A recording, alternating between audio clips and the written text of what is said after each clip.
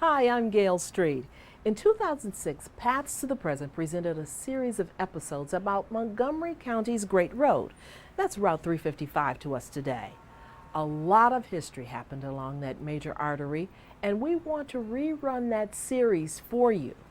Because the series is a few years old, some of the people interviewed have moved on to other positions. Also, in a few cases, the structures presented have been altered. But regardless, this series of shows gives you a sense of just how much history happened up and down this corridor. So, without further ado, let's follow again the Great Road.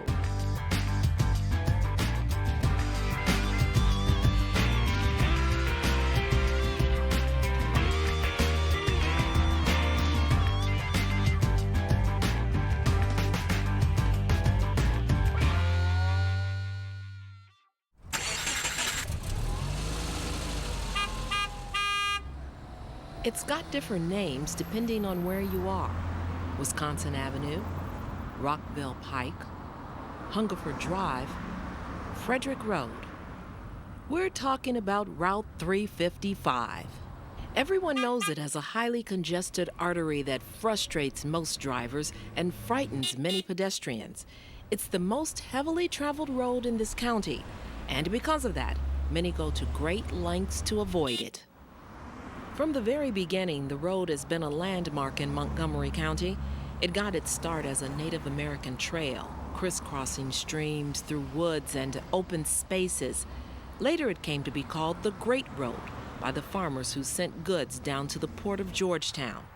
Today, a drive up 355 reveals the extremes of urban, suburban, and rural landscapes. So sit back as Paths to the Present spends a year traveling the Great Road. Before our exploration of Route 355 continues, here's just one proscript on Gaithersburg. This early crossroads community developed deep agricultural roots. In the early 1900s, large successful farms lined Frederick Road and businesses grew up to support them. That's why in 1949, Gaithersburg was a natural location to reestablish this county's agricultural fair, which had folded in its original Rockville location in 1928.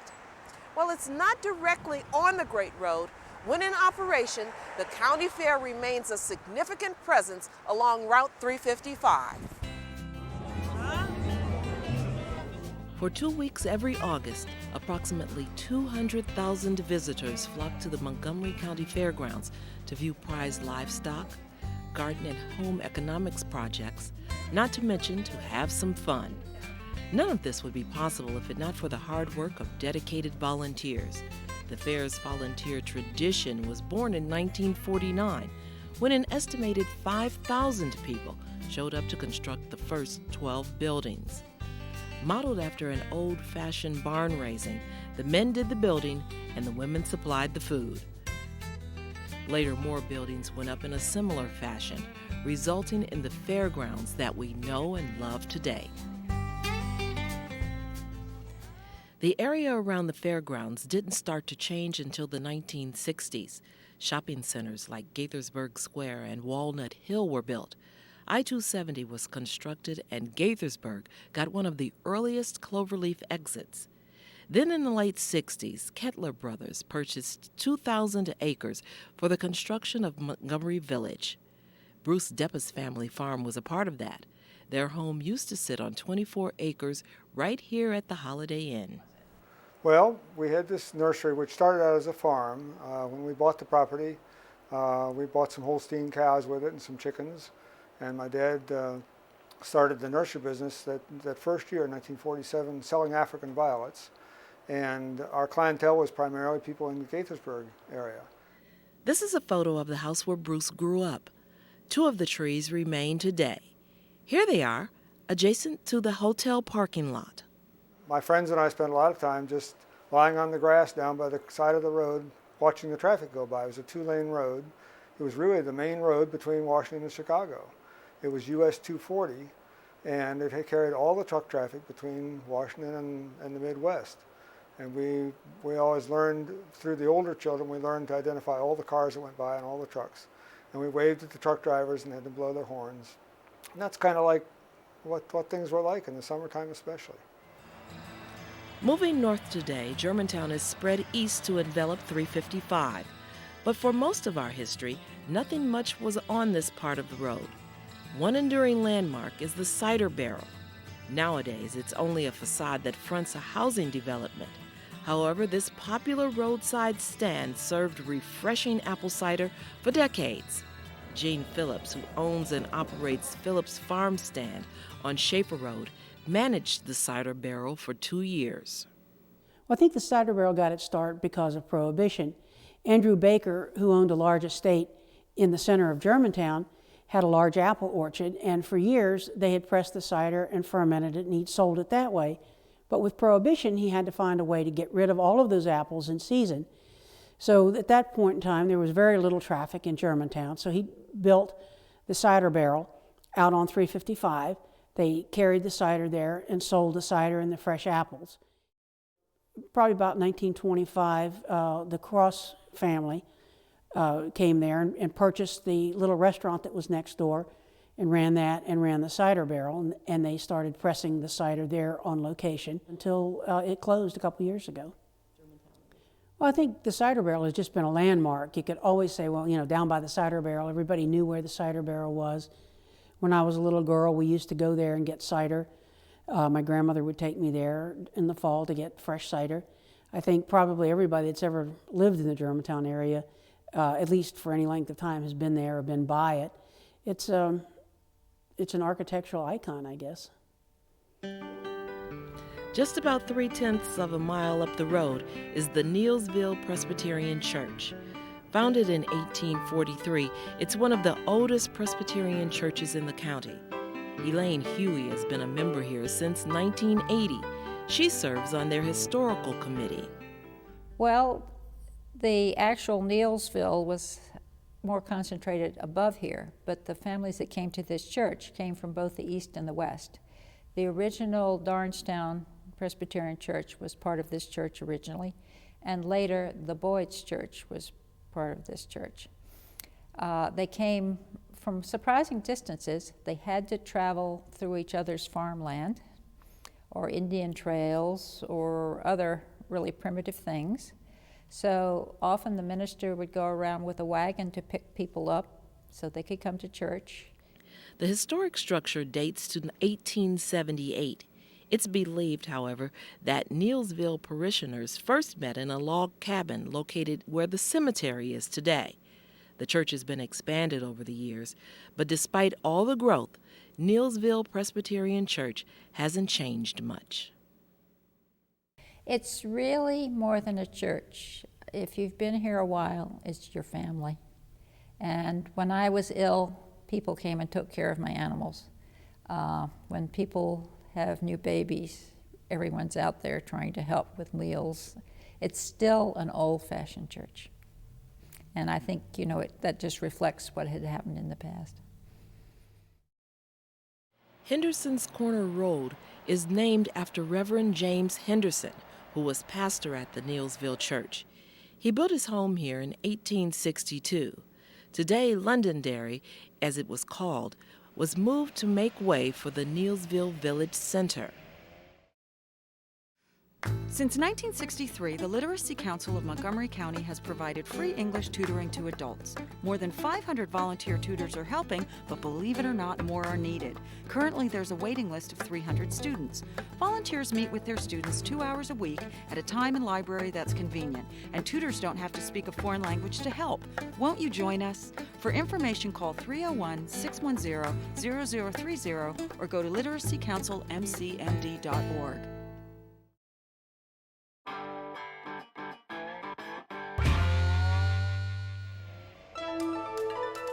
Continuing on, we come to Clarksburg. While well known for its recent development, Clarksburg has a history that goes way back. Joanne Woodson has lived here since 1952 and is the president of the town's historical society. Her family has lived here for generations. We met up with her outside the John Wesley United Methodist Church in the neighborhood known as Rocky Hill. This is the southern part of Clarksburg, and it really is the gateway to Clarksburg. Once you get in this area, you just about know you were on your way into Clarksburg. And it was called Rocky Hill because the area was so filled with rock, and trying to build homes here, it really was a task to get things done because it was so rocky. This church has been here since 1878. It was a place where African Americans could come to worship. It also housed the black school until this one could be built just up the road. Well, Clarksburg has been a biracial town since the early 1800s.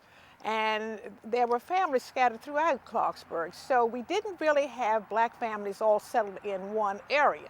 This particular area, there were quite a few families that lived here, mainly because they owned land here, and of course the church was here and the school, so that became just a little small community, but black folk have lived all over Clarksburg. Joanne's cousin, F. Wilson Wims, has lived here practically all his life. Born in 1915, his grandfather once owned this Rocky Hill home. Well, I've seen a lot of changes in Clarksburg. A lot of changes in Clarksburg in my lifetime.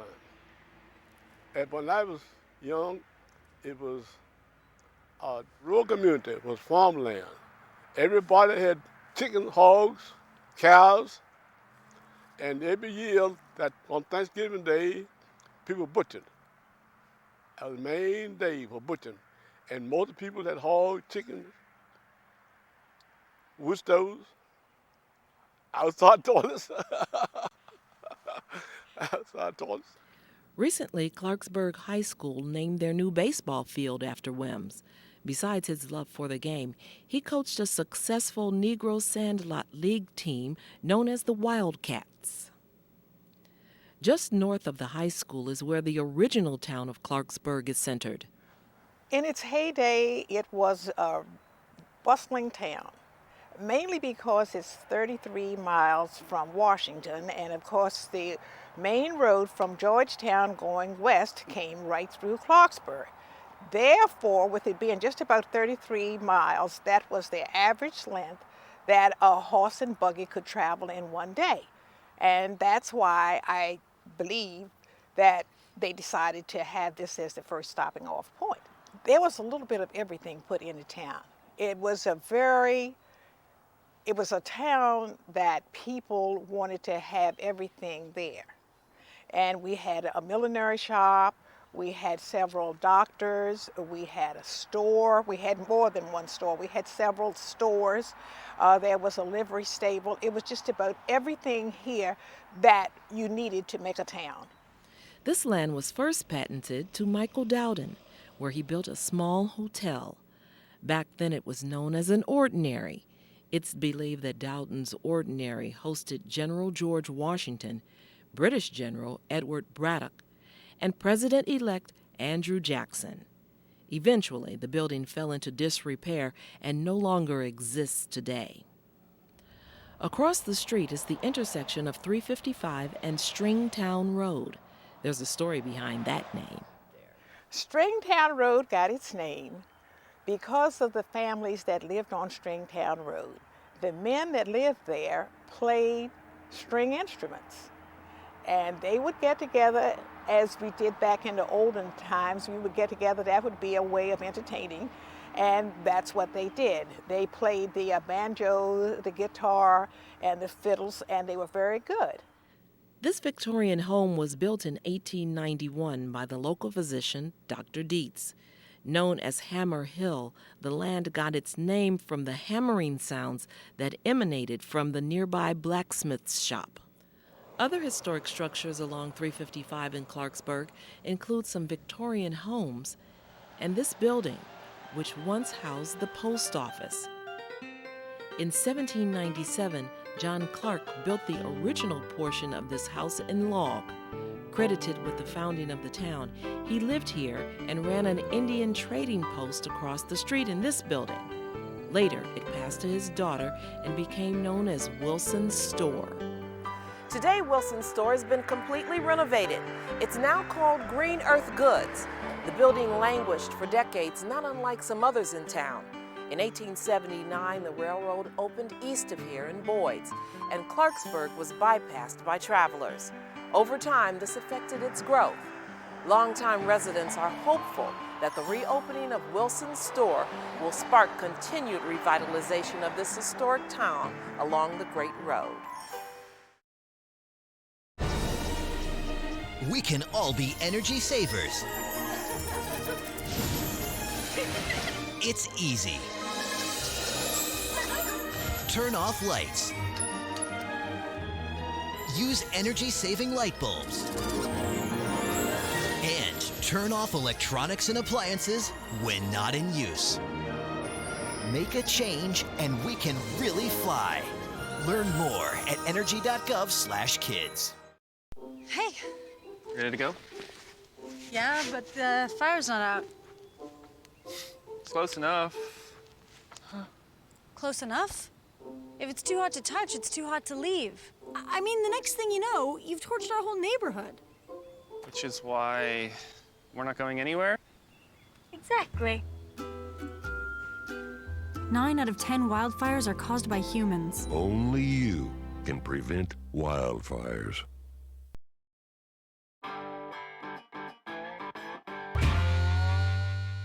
Today we pick up just this side of the Frederick County line in one of the largest intact rural villages along Route 355.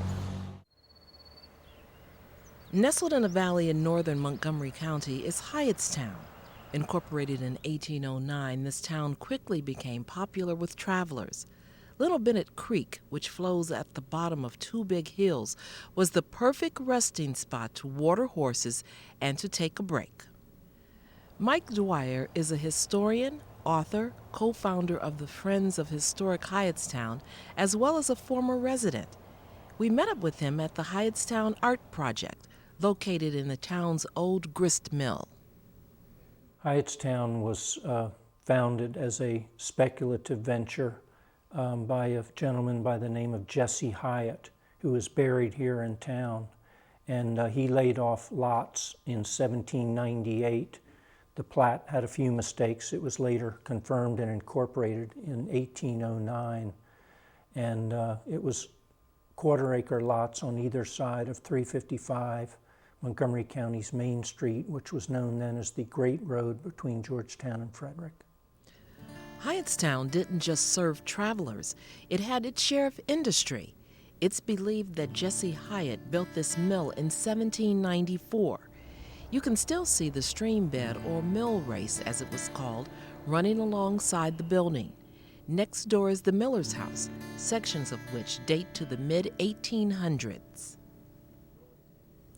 Here, where the fire department stands today, was the site of a tannery, which was founded by Louis Tabler about 1825. This modern dairy barn is where, around 1900, W.W. Price operated a creamery. Here, cream was separated from whole milk and then shipped to Baltimore. Don Burgess has lived in Hyattstown since 1989 and is a member of the Friends of Historic Hyattstown. Well, Hyattstown today is largely residential. There's a couple churches and a couple businesses, but historically it's been a rural roadside village to serve the travelers on the way. And so most of the houses, not all of them, operated some type of business. So we had, there was several general stores, a couple small hotels. Right over here is a house that was a tailor shop. There's a Singer sewing machine shop, cobbler, a couple of carpentry shops. Today, this is a private home, but when it was built in the late 1800s, it was Hyattstown School, a one-room schoolhouse. It served 1st through 7th graders, taught by 2 teachers. Dudrow's store offered dry goods, groceries, hardware, shoes, and millinery goods. It burned down a number of years ago, but it was once located here in front of the school. The Hyattstown Christian Church was established in 1840. The building was erected in 1871. Before then, congregants worshiped in a long meeting house here, south of town, where its cemetery remains. This building is known as the Hyatt House. It was built in sections starting in the early 1800s. For a time, it served as a hotel, and it's believed that President James K. Polk stopped here. Across the street stands the Davis House. Constructed about 1815, it is one of the finest examples of federal architecture in the outer county. At one time, it may have been an inn or a tavern. Abandoned for many years, the house fell into disrepair. With the aid of a grant from Maryland Historic Trust, the house is being restored by the Friends of Historic Hyattstown. At the northern end of town, one finds the Hyattstown Methodist Episcopal Church and Cemetery and the Hyattstown Methodist Episcopal Church South. The two were once one congregation, but split in 1865 due to differing views on the Civil War. African Americans worshiped in this building, which, before it was torn down, was located at the southern end of town. Taken together, the collection of buildings found along the road in Hyattstown are evocative of an earlier place and time. In the 1980s, the town was officially recognized as a historic district, protecting it for generations to come.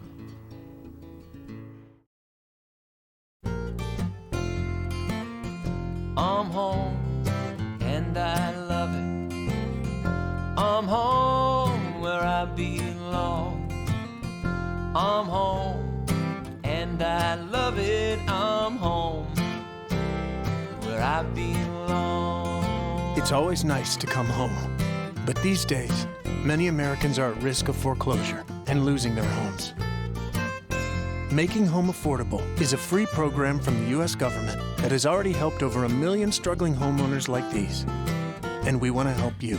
I'm home, and I love it. I'm home.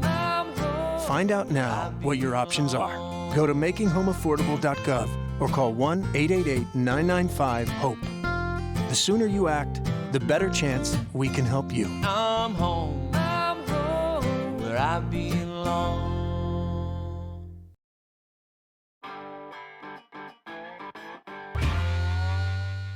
As 355 moves north from Hyattstown, it enters Frederick County. Until 1776, there was no county line here. Montgomery didn't exist. At first, it was part of Prince George's County. Then in 1748, it became a part of the newly formed Frederick County. Because of that, we're stepping over the line for a brief visit to our neighbor to the north, our first stop, Urbana. Situated amidst a sea of new development is the historic town of Urbana. It's a small area, but boasts some good examples of architecture from days gone by. Janet Davis is the historic preservation planner for Frederick County. We met up with her outside her office in Frederick. The area around Urbana didn't really start to be a town for several years after settlements started. Farms and large plantations were settled in the area first, and what is now Fingerboard Road and the Turnpike crossed at Urbana, and this was an opportunity for businesses serving both roads and the farming community around. So there were stores to provide the local dry goods, shoes, things like that, and later farm equipment and supplies for farmers. Today, the building known as Landon is a banquet hall, perfect for weddings and other special events. In 1862, it was an abandoned girls' school and the site of a party with a unique ending. During the Civil War, there were Confederate forays and skirmishes in the area of Urbana, and during one, Jeb Stuart's men were talking to the young women of the household next door to the school. It was a dry goods store at that time, Cocky store, and they were told this was a closed-up girls' school. And because there was no imminent action at the time, and they wanted a little female companionship, I think, they arranged to have a party there with local women coming, and so it was called the Sabres and Roses Ball. And during the ball, however, skirmish did happen at another location, and they had to hop on their horses and run off to that. And they stayed there hoping that the ball would be able to continue, but as it turned out, then wounded soldiers started to arrive, and they were cared for there.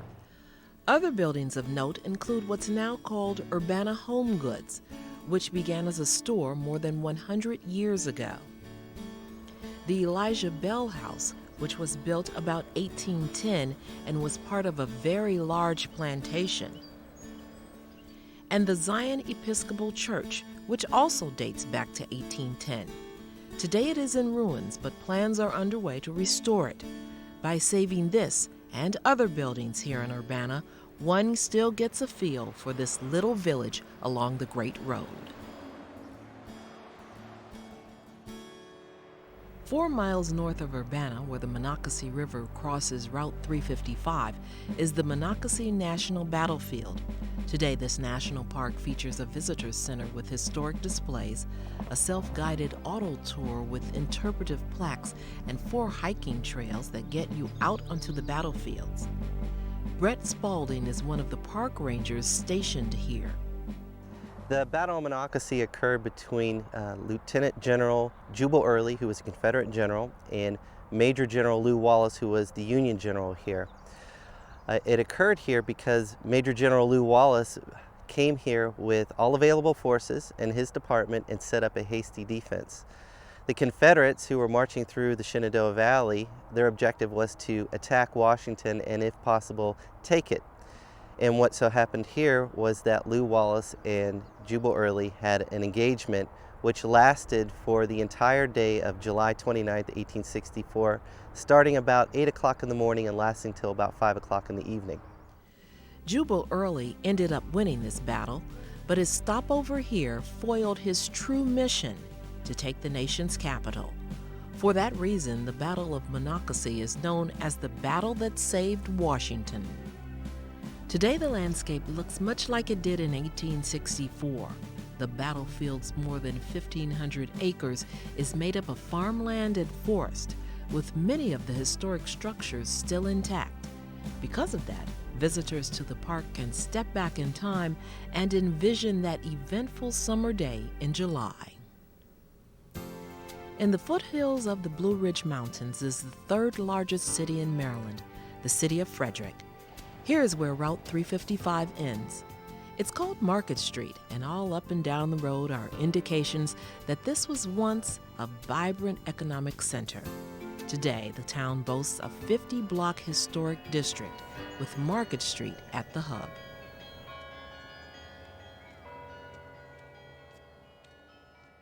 Chris Haw works for the Tourism Council of Frederick County. He explains how the town began. In the 1730s, this was nothing but a howling wilderness, this western portion of what is today the state of Maryland. Most of the settlement areas were along the Chesapeake Bay, Potomac Rivers areas like Annapolis. Some of the speculators, land speculators, and businessmen in Annapolis saw an opportunity in this western frontier to set up a primary shipping trading point. And that was really the origin of what is today Frederick's start, or Frederick County's start. At the southern gateway of town is Mount Olivet Cemetery, where many famous Frederick citizens are buried. One of the best known is Francis Scott Key, who penned our national anthem. Nearby are the Hessian Barracks, which are now on the campus of the Maryland School for the Deaf. But Hessian Barracks was built during the Revolutionary War. It was originally built to house American troops there, but instead housed captured British soldiers and Hessian soldiers who were German mercenaries that fought for the British. This would eventually, into the Civil War, have an important role as becoming Union Military Hospital #1 and would serve as a major hospital site, as would all of Frederick throughout the entire Civil War. At the north end of town is Rose Hill Manor, which dates to the 1780s. This was the home of Thomas Johnson, Jr., Maryland's first governor. Look up and down Market Street today. You can't miss this town's connection to the past. With more history than can be covered here, the city of Frederick remains a destination spot at the northern end of the Great Road. Well, that's all the time we have for this show. I'm Gail Street. I'll see you next time.